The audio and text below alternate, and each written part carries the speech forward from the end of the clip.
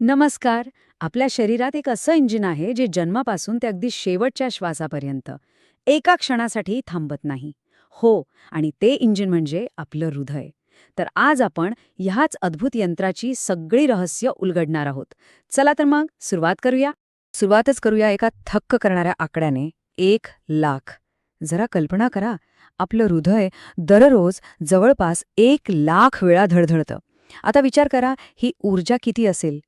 तर इतकी की त्या ऊर्जेवर एक ट्रक तब्बल 32 किलोमीटरपर्यंत धावू शकेल.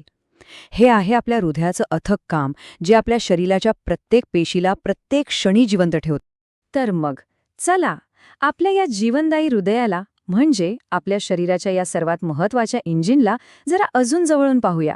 हे इंजिन आपल्या संपूर्ण अस्तित्वाला ऊर्जा पुरवतं तरी कसं, ते आता समजून घेऊ.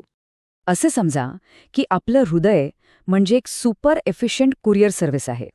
त्याचं मुख्य काम काय?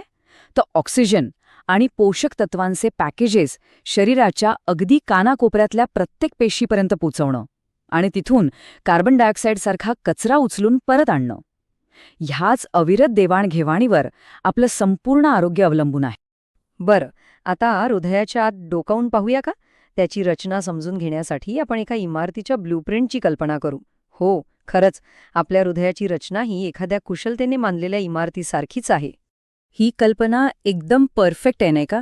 विचार करा, हृदयाला मजबूत भिंती आहेत, रक्तासाठी 4 वेगवेगळ्या खोल्या आहेत, रक्तप्रवाह एकाच दिशेने राहावा म्हणून दरवाजे म्हणजे झडपा आहेत, आणि इतकंच नाही तर रक्तवाहिन्यांचं प्लंबिंग आणि ठोके नियंत्रित करणारं वायरिंगसुद्धा आहे. याच अद्भुत रचनेमुळे आपलं हृदय इतकं कार्यक्षम आहे. तर ह्या इमारतीत 4 मुख्य खोल्या आहेत. वरच्या ज्या 2 लहान खोल्या आहेत त्यांना कर्णिका किंवा एट्रिया म्हणतात, जिथे रक्त येऊन जमा होतं. आणि खालच्या ज्या 2 मोठ्या शक्तिशाली खोल्या आहेत त्यांना वेंट्रिकल्स म्हणतात, जे रक्त शरीरात पंप करण्याचं काम करतात. यातली उजवी आणि डावी बाजू आपापल्या जोडीने काम करतात. ह्या दोन्ही बाजूंची मिशन्स पूर्णपणे वेगळी आहेत, पण तरीही ती एकाच तालात काम करतात. बघा, हृदयाची उजवी बाजू काय करते?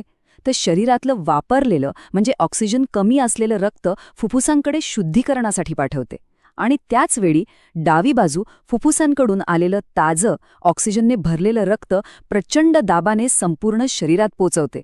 किती जबरदस्त टीमवर्क आहे, नाही का?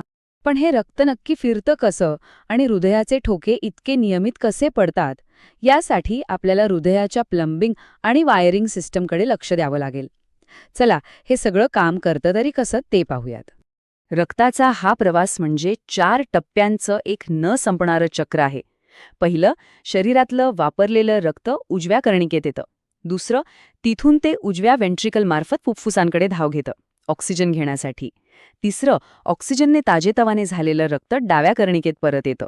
आणि चौथं म्हणजे डावा वेंट्रिकल एका शक्तिशाली पंपाने हे शुद्ध रक्त पुन्हा संपूर्ण शरीरात पोहोचवतो.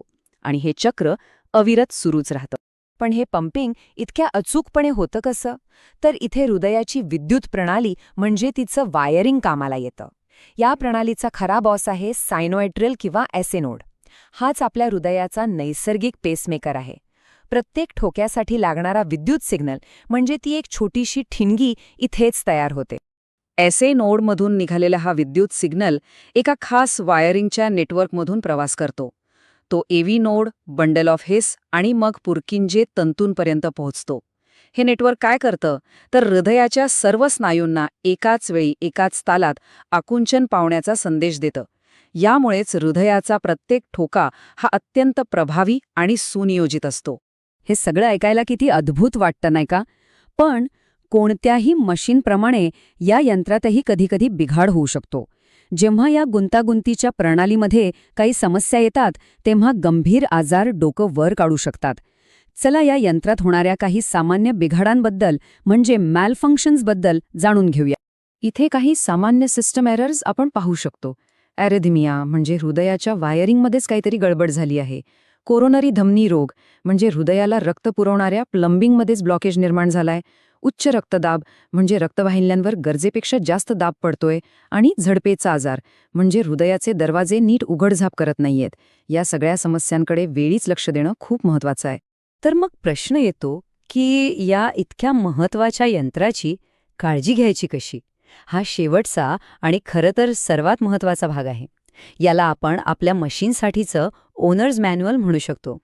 निरोगी हृदयासाठी हे ओनर्स मॅन्युअल आपल्याला 5 सोपे नियम सांगतं.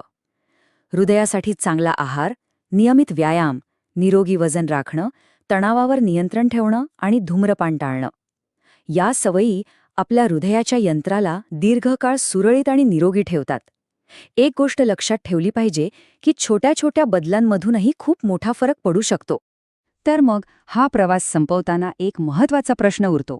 आज आपण आपल्या हृदयासाठी काय करणार आहोत? या अद्भुत यंत्राची काळजी घेणं ही पूर्णपणे आपली जबाबदारी आहे. यावर नक्की विचार करा आणि आजच एक लहानसं पण महत्त्वाचं पाऊल उचला.